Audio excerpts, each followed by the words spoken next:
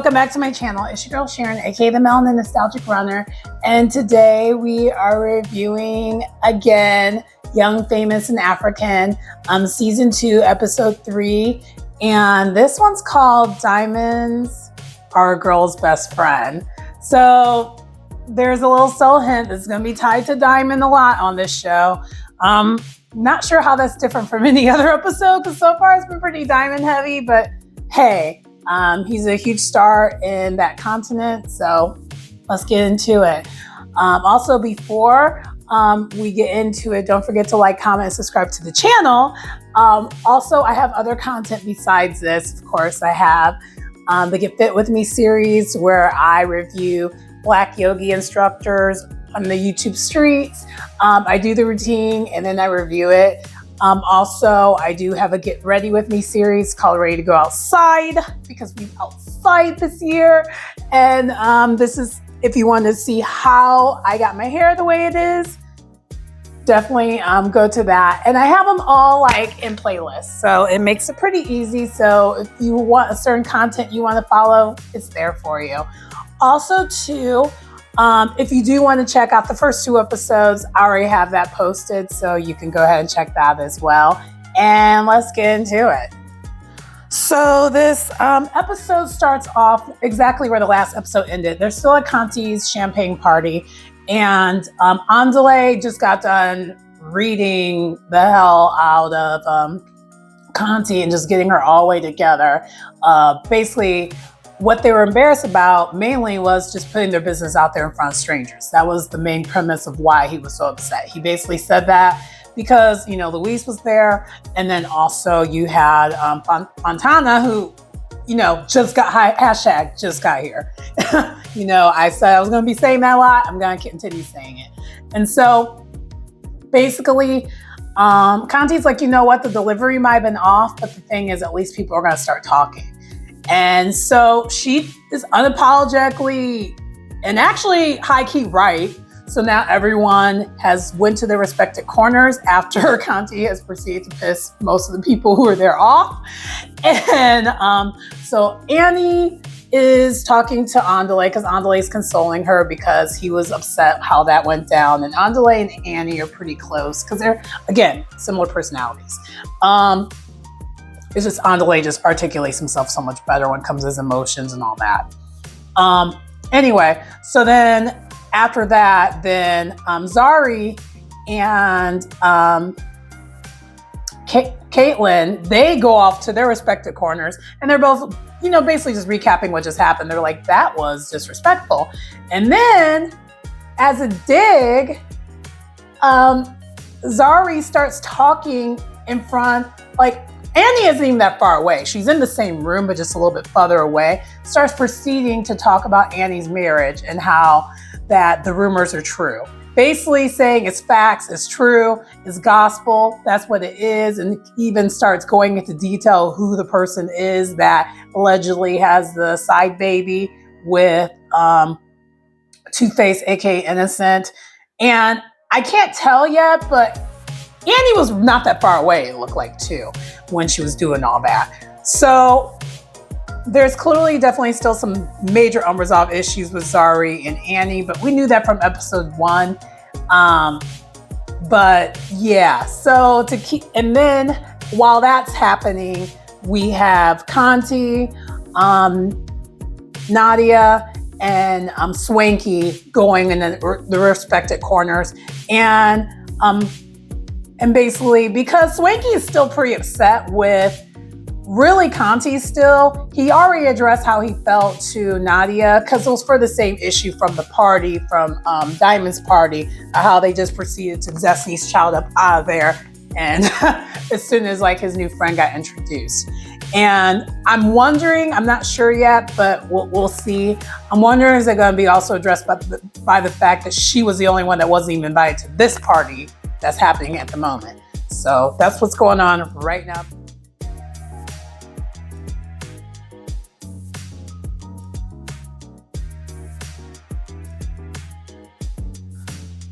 Kanti, child, she has a way. She is reality TV gold. And the reason why I'm saying this is still the same scene, by the way. And in the confessional, Swanky, and I'm not sure if maybe they edited a certain way to make it seem that way, but they did. Man, they're giving her all the looks. Swanky actually explains why he is mad at Annie. We're getting somewhere. The plot is finally we're finally getting forward movement in this instead of this standoff. So Swanky basically divulges that Annie was talking to a mutual friend of theirs and over the phone, and unbeknownst to Annie, Swanky was there and can hear the whole entire conversation because apparently the friend had probably had Annie on speaker and was talking so much cash-ish about Swanky, like very, very horrible, mean things. And it came a shock to him because like they're best friends. And he didn't divulge what was said yet, but he said it was so horrible, so offensive. No one has ever talked bad about me like that in my life. And this is supposed to be my best friend.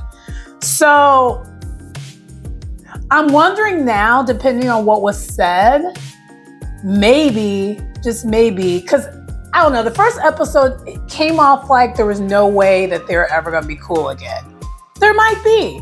Who knows? We'll find out though. So it sounds like Swanky's gotten past his feeling of anger, but he did fully admit he's extremely hurt and his heart is broken based upon what she said. But he did say he is completely now ready to speak with her and address the situation. Not a face-off, not in a confrontational way. He wants to have the conversation. And basically he's stating, depending on how it goes, will determine whether they'll ever be friends again or not. Clearly, no matter what, and again, I'm not sure what was we still don't know what exactly was said, but they're not gonna be friends overnight. Let's just put it that way. That's not happening. Not happening, Captain, not happening. But maybe, just maybe, depending on how she handles things, because that's what he's saying. He's leaving it to her on how she handles things once they have the conversation, how that will go.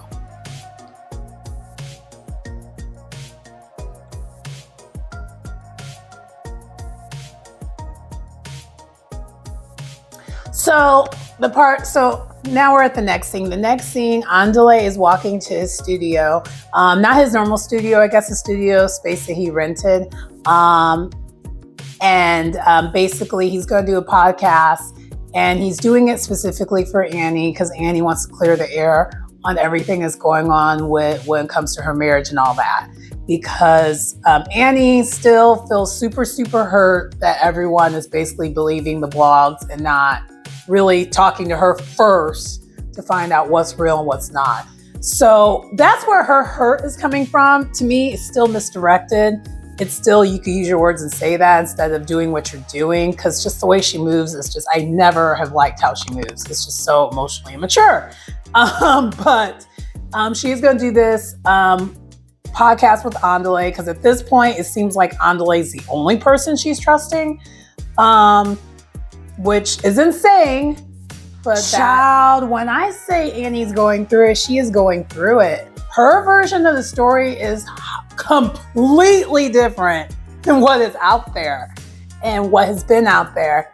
And her main stance of why she's angry, which now we finally get it. I'm getting it now. Now I'm kind of starting to soften back up towards her again.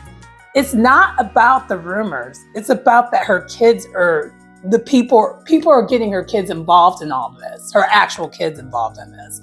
And she even considers the kids outside the marriage her kids.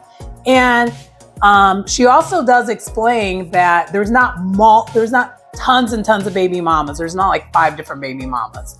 There's only like 2 other ones, and it was before they even met. So she doesn't really count that because it's like, well, I didn't know him like that back then. I'm still sighing her a little bit because the age difference thing. And when they met, she really was super young. She was still like a teen. And honestly, sidebar, I will say this. In my mind, I'm thinking you're not an adult until you're like 24, 25. Unless the person you're with is also in that same age range. To me, that's like a form of taking advantage of someone. If you are, let's say you're like 23 and the person you're dating is 33. I'm side-eyeing you. I'm side-eyeing you because that's like, and I'm not even, this is not a double standard thing. I think of it both ways, to be honest. I know there's exceptions and it can work, but it's an exception. And to me, I see it too common for people to be called an exception. That's just my opinion. So, but back to this. The other thing that she's saying that was misinformation was apparently this banker has been stating these rumors since 2014. So every 2-3 years, this banker's pregnant, according to Annie now. Now, she would probably know better than anyone else because she probably has a team that investigates this stuff. Who knows? But what's breaking her heart and kind of what's bringing me over to her side a little bit more, because sometimes you just don't think about it because her behavior is just so childish. It makes it hard for me to look past the fact that this girl is clearly hurting. Woman, I'm sorry, I'm calling her a girl. This woman is clearly hurting. Because in this case, this is really breaking her family. Her kids are being, trolled over this, over the decisions of her staying with her husband and her husband infidelity, which that's not fair. That's not fair at all. And I will say this is to share a little bit about me. I'm glad whenever things, dynamics, rumors of things happen with my family growing up, social media didn't exist. Because child, if it did, So it's hard for me to think that way, but then now that she's putting it out there, it's like, wow, I didn't see it that way. So I am starting to soften up towards like some of her views again. But anyway, that's where we're at right now in the scene. And that's kind of the gist of the scene for the most part. So basically the scene ends where Annie, she does storm off the podcast and starts crying. But Andale, of course, consoles her because that's the beauty of podcasting. You can just, put a pen in it and come back to business. So that's how the scene ends. In the next scene, we have Zari waiting for Andale. So much.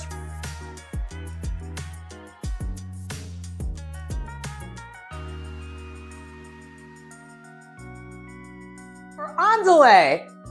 So much for taking a step back, right? So basically Andale shows up at this, it looks like the club. The club is vibing. The vibes are vibing in this club/restaurant. I would love to go to this place, or at least a place that has a similar ambulance. It's beautiful. But anyway, Zari has this nice looking pantsuit on, because that's one thing, I already said this before about this show. People on this show can dress, okay? But anyway, Andale shows up with flowers for Zari. And that's where the scene is starting to pick up at. So they're basically meeting up to figure out how should they proceed, which we knew that was going to happen. That was kind of definitely clear. And Zari, she basically states her POV about how she feels, because she's like, it just feels awkward. She's like, Diamond, she's like, naked is getting in between us. Swanky pulls me aside and during the party, and then we're getting called out during the party. She's like, everything was hectic yesterday. And one of the things that she's asking, she's like, why do you think Diamond is so like not for us?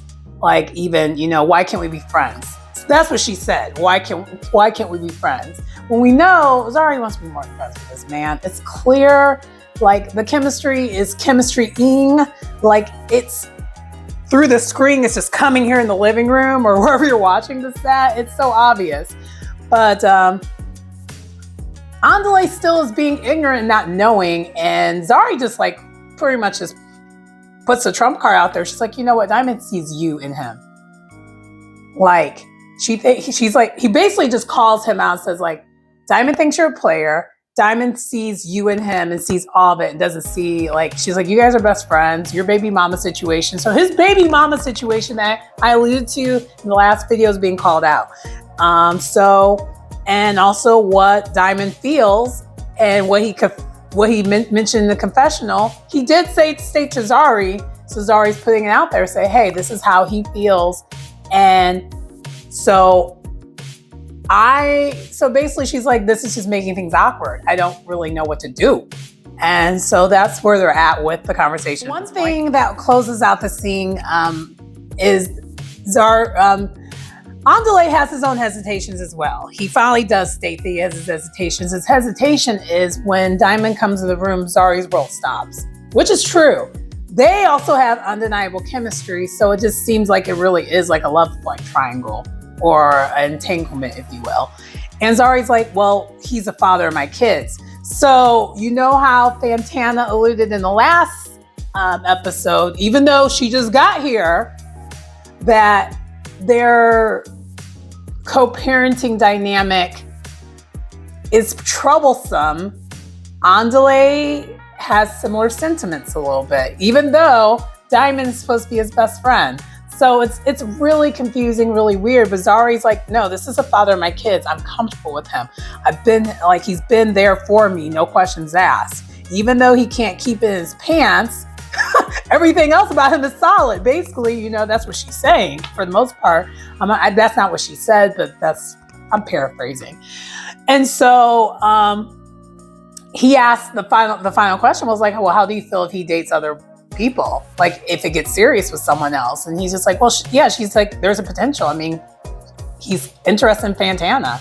So she already knows that he is interested in Fantana. And she basically says she doesn't have a problem with it, but we'll see if that's really true. I personally think, this is just me just guessing, I honestly think she really is truthful saying she doesn't have a problem with it, but I think Fantana's extraness is what's going to make her just push her buttons intentionally just to F with her. Because Zari, similar to me, doesn't care for like extra behavior or people who are emotionally immature, because Zari clearly is super emotionally mature. And at first, when she first joined the cast, because she joined the cast later on in the first season, I didn't like her, but the more and more I get to know her, the more I like her, because she really is. Her nickname is Boss Bitch, Boss Lady. She's that. I love how she handles herself. I really do, for the most part. Now, she does some things that are questionable, but everyone does, right? So, yeah.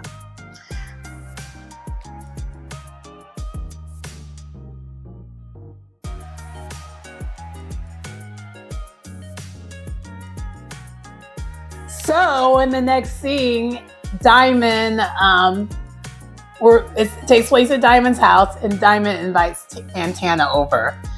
Diamond is looking like a snack because he's thirst trapping, like shirt off, showing the V.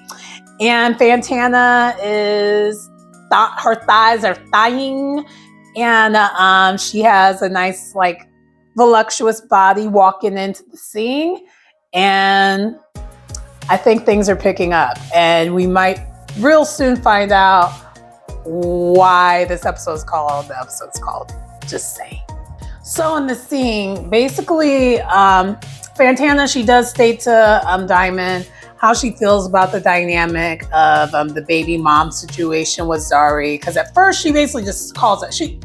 They ain't wasting time. I guess we'll just say that. They didn't waste any time. She calls it out. She's like, look, the dynamic seems a little off when it comes to you and Zari. I understand you being a part of your kid's life and being supportive of your baby mom, but basically this scene could have totally been parallel to the other scene with Zari and Andale, because it literally was kind of a similar conversation, if you will, but just the other way around.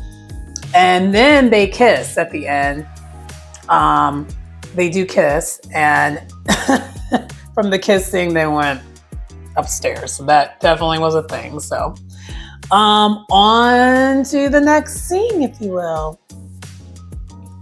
Side note, y'all wrong for not letting me know I had some food in my teeth. Just saying. Anyway, moving on to the next scene.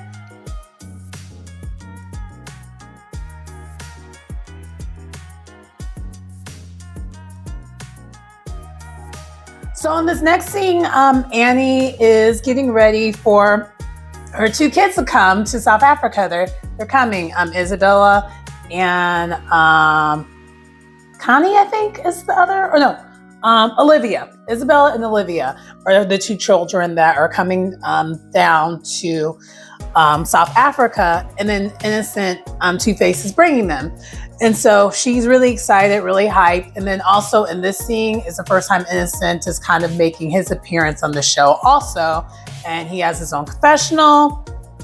And yeah, so this seems like it's going to be a nice positive scene and really what Annie needs. Because up until the last episode, she was kind of just doing the most, but we know why though.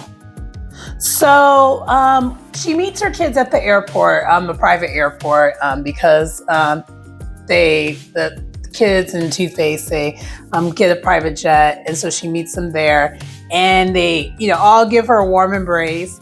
And when I tell you, her kids are so gorgeous, beautiful Black girls, beautiful, just beautiful. So I am smiling a little bit because this thing tickles me, and I just love to see it. I love to see it.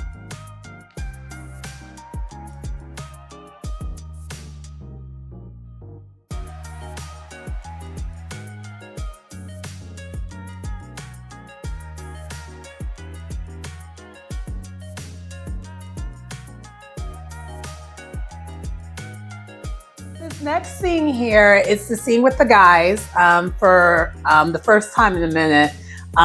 Naked, that's his energy, that's his vibe. He loves having scenes with the guys because apparently, and this is what I mean, he has some misogynist ways about him. He says no drama because he thinks the girls bring the drama, which that's clearly not true. Everyone in this group has drama.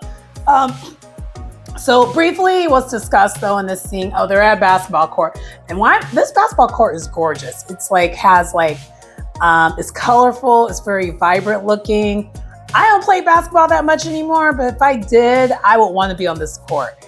But anyway, they're there for some hoops, but it's extravagant. Extras all get out because there's champagne and like charcuterie on the side and whatnot. I'm just like, what? But anyway, so Naked shows up first. Andale shows up next. Andale's asking, Naked how things are going with him and Caitlin. And Naked admitted they're no longer going to therapy, which I'm just like, the flags.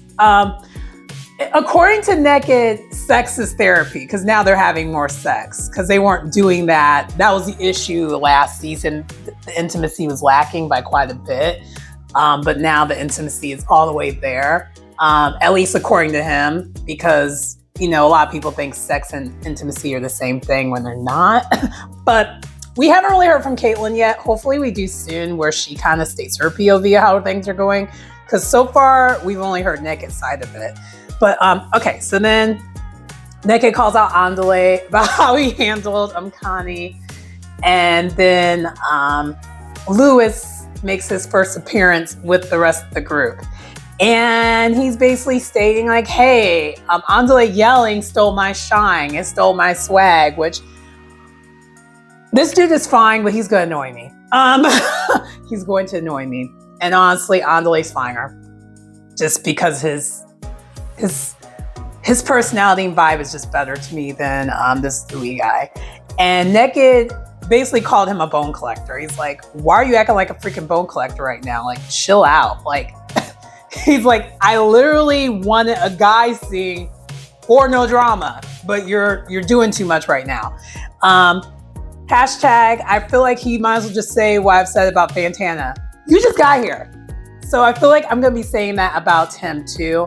I don't know about the other person yet because, again, they haven't really featured her much, which we'll find out. And hopefully she is featured in this episode.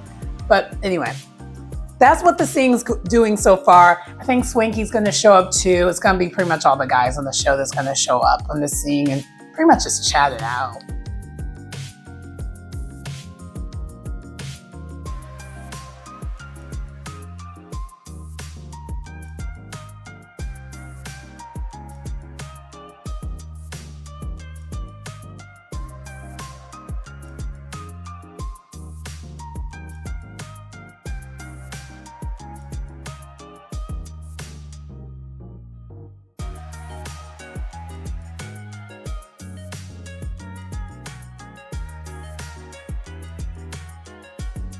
So, and another scene that, and I think this scene is happening at the exact same time, we have Fantana basically doing what Naked's doing, just inviting all the girls over to her place for the first time. And the first person that shows up is Nadia.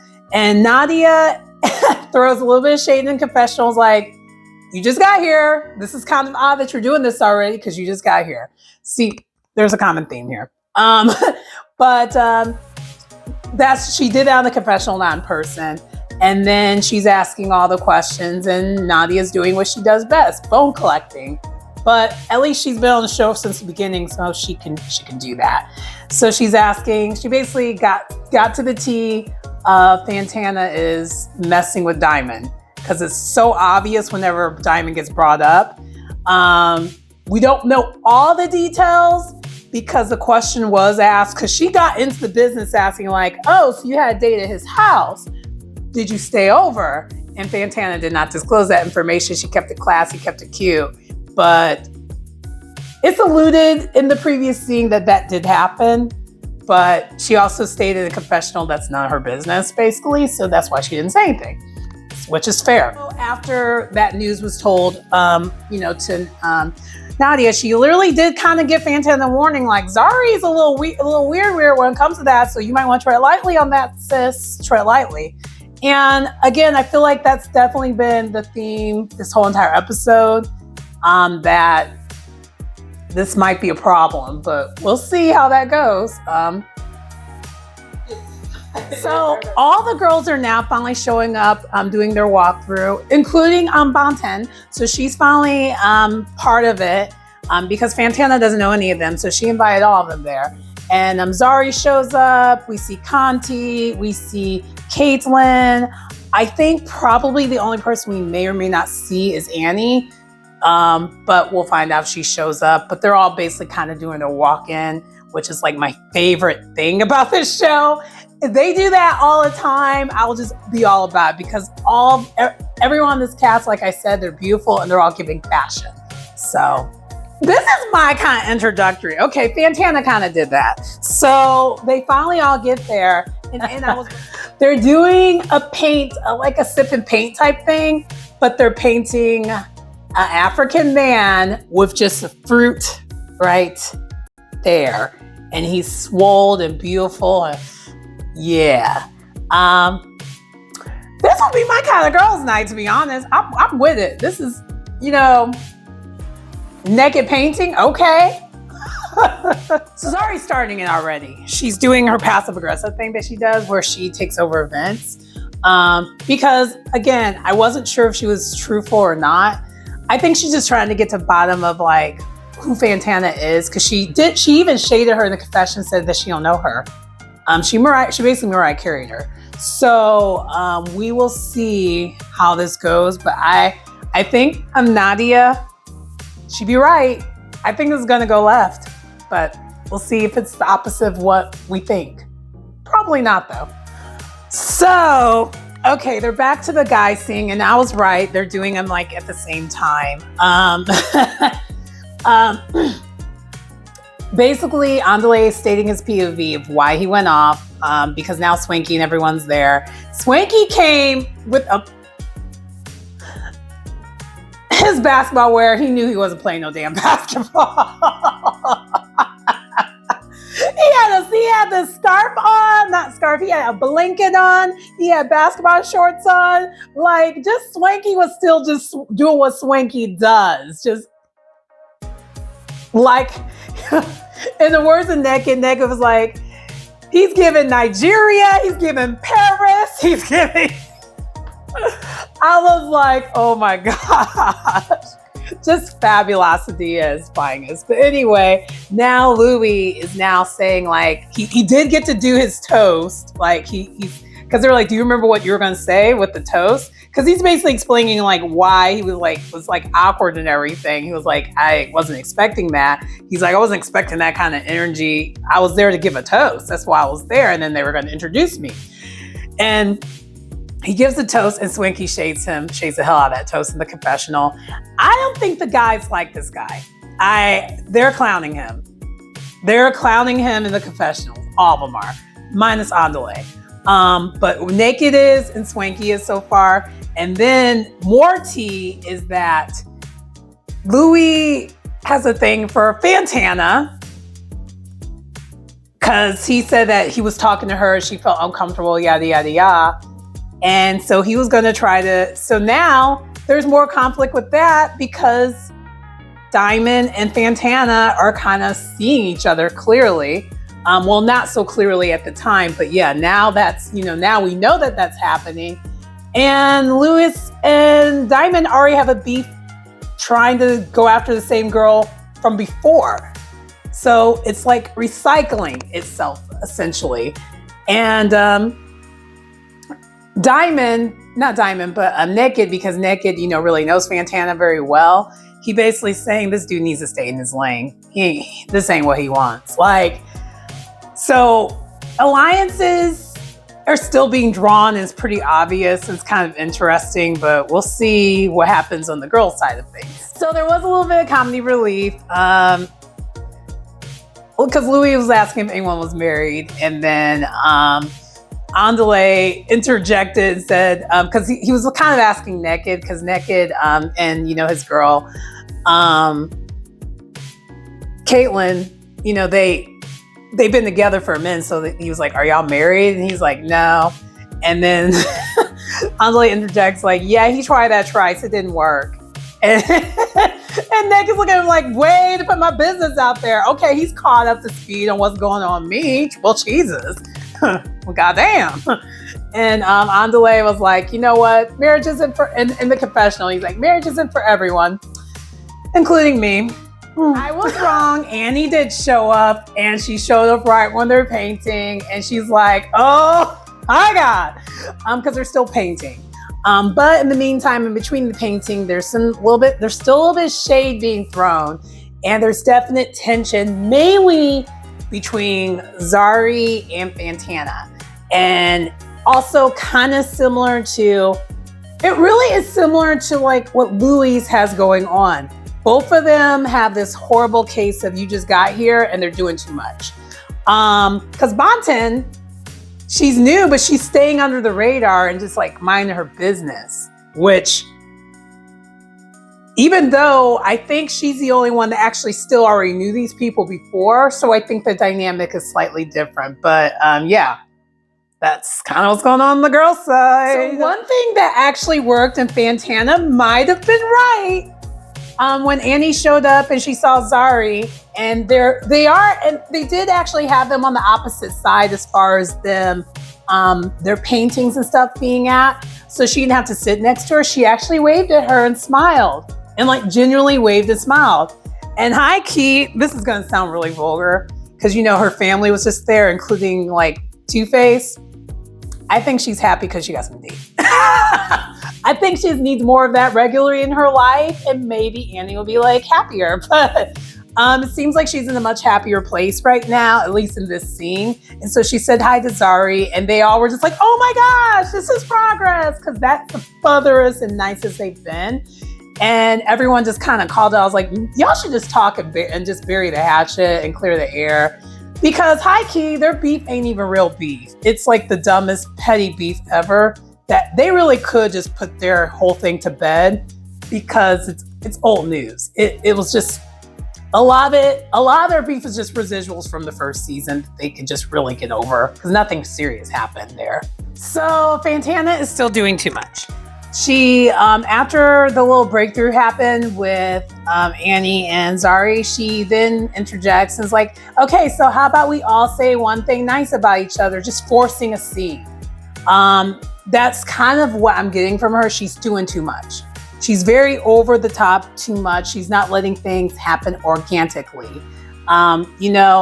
If these women want to resolve issues, they will. You don't rush it all at once. Like, you already had one breakthrough. Table the rest of it for another day. And Conti even called it out and was like, "Fontana, chill." And everyone's kind of actually starting to gain up on her because she's doing too much. Because again, she just got there and she doesn't know half these people now, but yet she's being all up in their business trying to get them to resolve issues, because it's one of those things where it seems like, and this is just a sidebar, whenever new people join a show that was really successful, the problem is they probably watched the show and now they're almost acting like a fan on the show, and it's annoying and it's really obvious. It comes across obvious on TV. So I really, really need Fantana to do less. She's doing too much. This is not Love and Hip Hop. Relax. So we're actually finally getting some layers with Luis. He actually mentioned that, so at first he was still being a little overly comedic and saying like, okay, now who else from the group is single? Just kind of joking around, but I'm joking, but I'm just serious.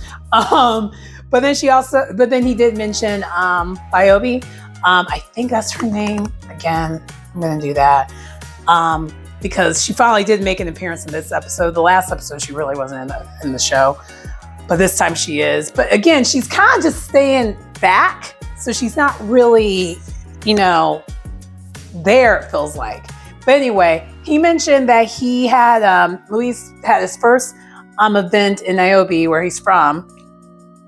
And it was his very, very first event that he was hosting and all that. And he, had her come. And he flew her out, but he forgot to complete the accommodations and get the hotel together. And he's basically just kind of showing a little bit of a vulnerability side. He was really embarrassed that happened.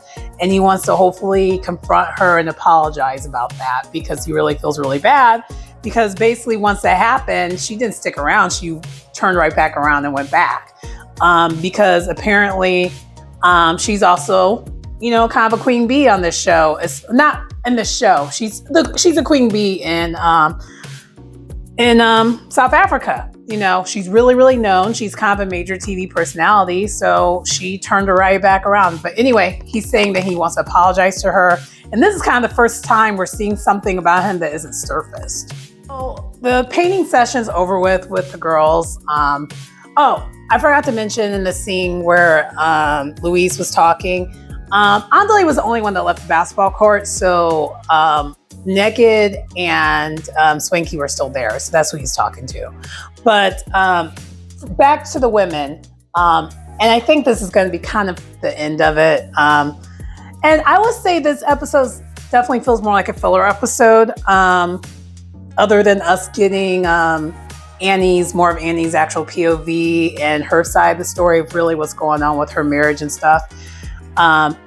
And some resolution, we're getting some resolution too, so that's good. But basically, Banten and brings Fantana to the side, and she's trying to get all the dirt, basically. She wants like, what did I miss? What did I miss? What did I miss? Because she wasn't at the last event, clearly, right? So she's thinking, so Fantana's probably thinking they're going to talk about all the other girls.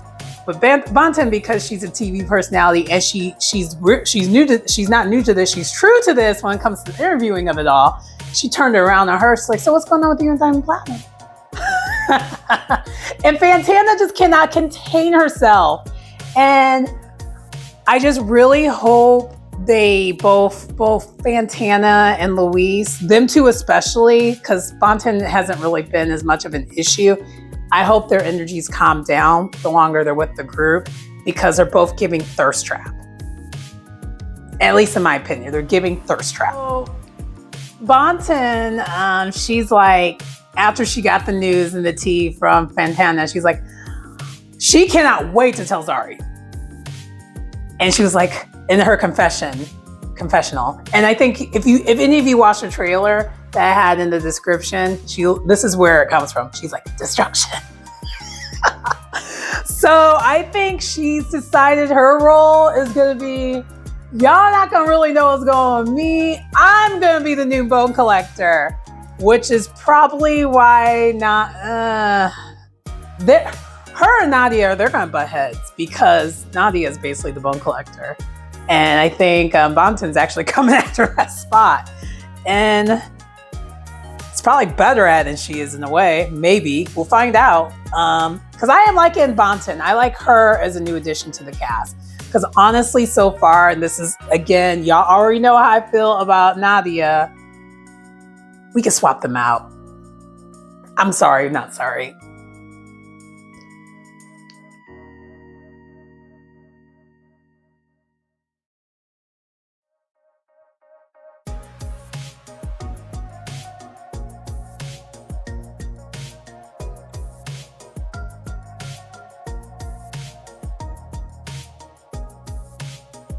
So in the next scene, we have Tubaba, aka Two-Face, aka Innocent, because also he is known by the name of Tubaba. Also, that's actually really what they probably call him the most on this show. So basically, he's trying to get all the guys together. Him and Andale show up first. Well, Andale shows up first, and they have this nice charcuterie board in the background. I'm just like, yes, yes, sir.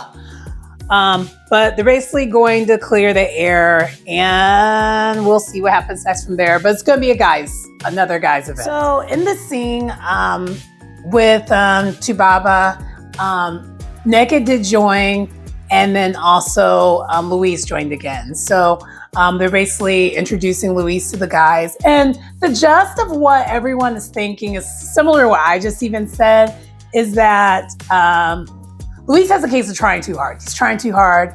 And that's the reason why they're kind of getting on his ass a little bit, because he's trying so hard. It's kind of ridiculous.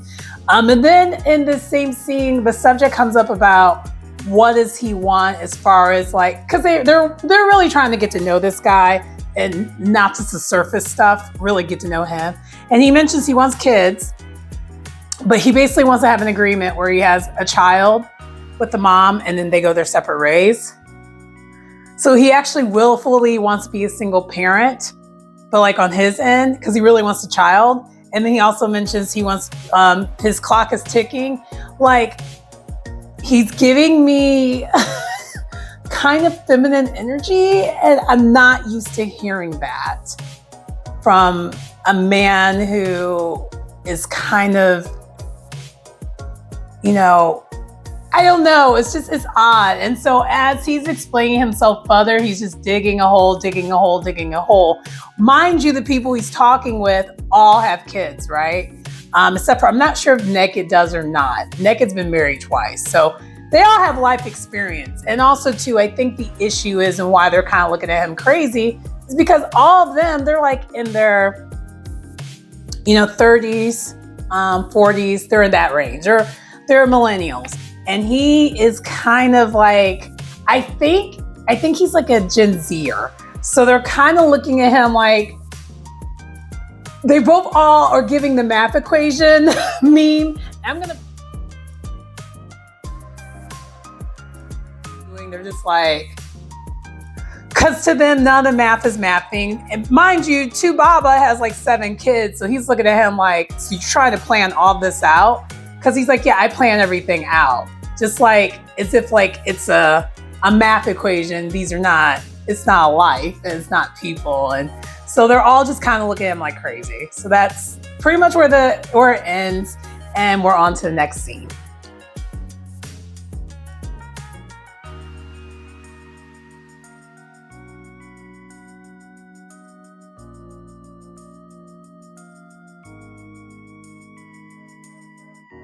Okay, so next is going to be Swanky's event, and he invites Bonan and Fantana. So it's Bonan. Her name is Bonan. Bonan. I'm going to remember. I hope I do anyway. Bonan. This is episode 3, so I said by 3, I'll have these names down, right? So Bonan and Fantana, they're meeting Swanky, and it looks like they're going to a spa to relax. I see chocolates. I'm like, oh my gosh. It's one thing about these reality shows, especially the ones that give what needs to be gave, like this one does. The fashion and the food. It makes me salivate when it comes to the food of it all. And then the fashions, I want all those pieces. I want all of them. Girls and guys, I'll be androgynous. It's fine. So, Batan. Girl. I like her style, bone collecting. She got right to it. So before they get, because they're so Fantana and Bantan, they're walking together to Swanky's event. because Swanky's already there clearly because he's setting up and whatnot. And he's already getting his massage. So what the event is, they're like in chairs, fully clothed, getting neck massages. There's champagne, there's charcuterie, there's all the things I love are right there. And so she's talking first to Fantana as they're walking in, like, so have you told Swanky yet? He's like, no. She's like, no, I haven't. And every time Diamond gets mentioned, she just acts like a schoolgirl about it. It's kind of, it's nuts. I'm like, you don't even know these people to do all that. I'm like, honestly, if I don't know people and I'm messing with someone, poker face. You are not going to know that I'm dealing with someone until I know that you're trustworthy for me to tell you that. But she's just like just over the top with it. So anyway, as soon as they come into the room, Swanky's like, so what's been going on with you? What's new? She's like, nothing. Fantana's been kissing on Diamond. That's all. I just threw her business on the table. I was like, and I'm done. That's why the face I gave was the face I gave. I'm like, child. So basically, so Fantana ended up spilling all the beans. So now Swanky knows. Swanky clearly is not happy about it, but he's like, I warned you, so don't come to me crying about it if things go left, because it probably will. Because, everyone knows Diamond's a player. And as long as she doesn't get caught up, and I think he even kind of had that attitude, as long as you don't get caught up, enjoy yourself. So then they move on to Luis. We're like, so there's no hope for that guy. And Fantana was like, this is a hard no. And I kind of knew that because, and that I think I've tried to allude to it before. It just seems like this Luis guy just lacks substance. He seems very dense. Beautiful body. It's like, in the words of Aretha Franklin, beautiful gowns. But that's it. He ain't really got nothing else going for him, really, it seems like.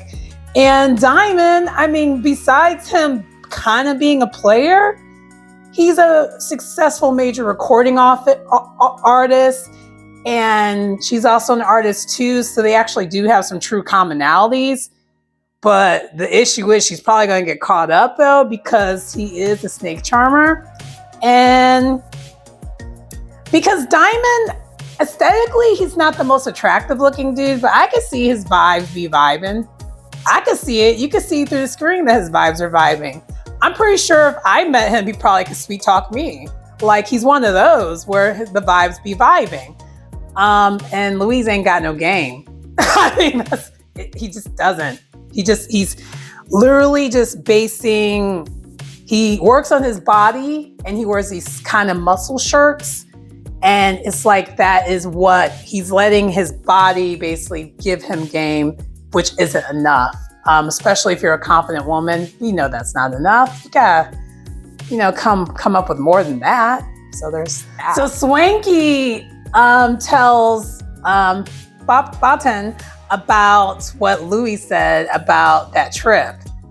And turns out, according to her, that's cap. It's a lie. It's all a lie.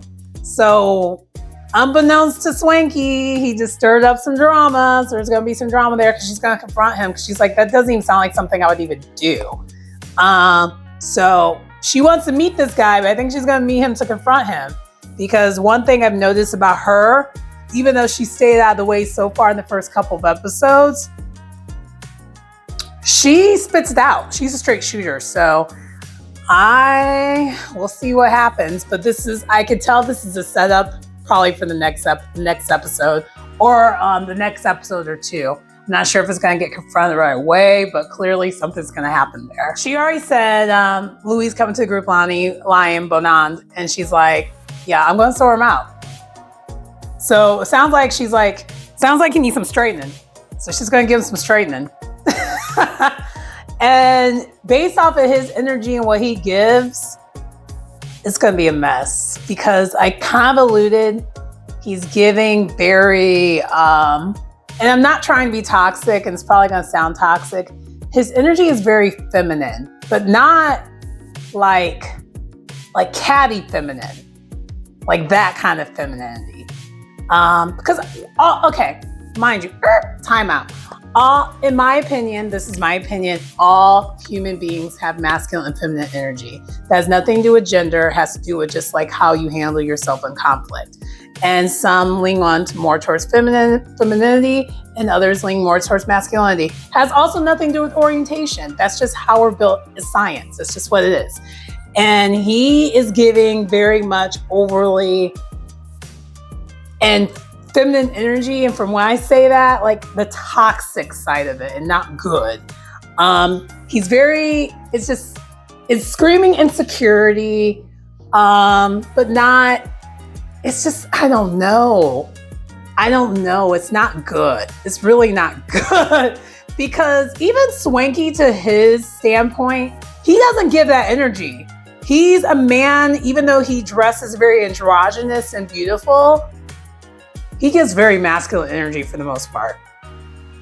You know, he kind of goes back and forth, but it ain't that.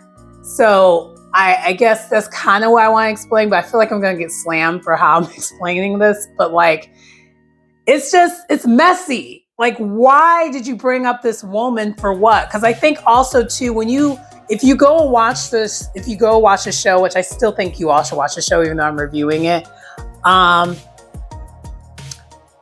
She even got brought up out of nowhere. And then he basically said this story. And we even noticed in the second episode when he got introduced to the group, well, not to the group, but to Nadia, he kind of lied about that too. He added a little stank to what really was happening. He said that he was like in the music video, but he made it sound like he was like the leading role in the music video or the leading, star in the video, but really he was just an extra. So he gives thirst. It's like quenching thirst. And it's disgusting. It's nasty sauce. It's nasty. This is where the episode actually ends, is her saying, there's going to be some straightening happening. And so, I'm looking forward to next week. So far, it's still giving what needs to be gave, like I thought it was going to do. But that concludes the review for episode 3, season 2 of Young, Famous, and African. Don't forget to like, comment, subscribe to the channel, and hopefully you enjoy this content. If you think I can improve on the reviews of it all, let me know, because I am new to this, not true to this. I don't know if I'm going to review any other shows anytime soon. I just really wanted to do this as kind of like a one-time thing. I might go back and review the first season, as I mentioned before, but let me know if you want me to do that. But I'm not sure if this is going to be a regular thing, just because I don't really watch TV shows. This is just a TV show that I really, really love so much that I'm going to watch. There's a couple other Netflix shows that I do watch that are very black as F. Black AF. There you go, Black AF. So I might review those too. But these are the only kind of shows I like to watch. And then I watch The Real Housewives, but I feel like so many people review those shows, and I like to watch those for my enjoyment. I don't really want to review those. So yeah, I guess the next thing I might go to reviewing after this is over with, and if you guys do want me to review season 1, I will then move on to probably reviewing some older music videos from like the. I think I'll go back from 80s, 90s, early 2000s. I'm not going to review any that are present though, because that's just not really my thing. I like watching other people do that, and I like watching the videos myself, but I personally don't really want to do that. I kind of want to tap into the nostalgia of it all. But yeah, that's pretty much concludes the video though. Please like, comment, subscribe to the channel if you get anything out of the content. It's your girl Sharon, aka the Melanin Nostalgic Runner, and I will see you next time. Bye.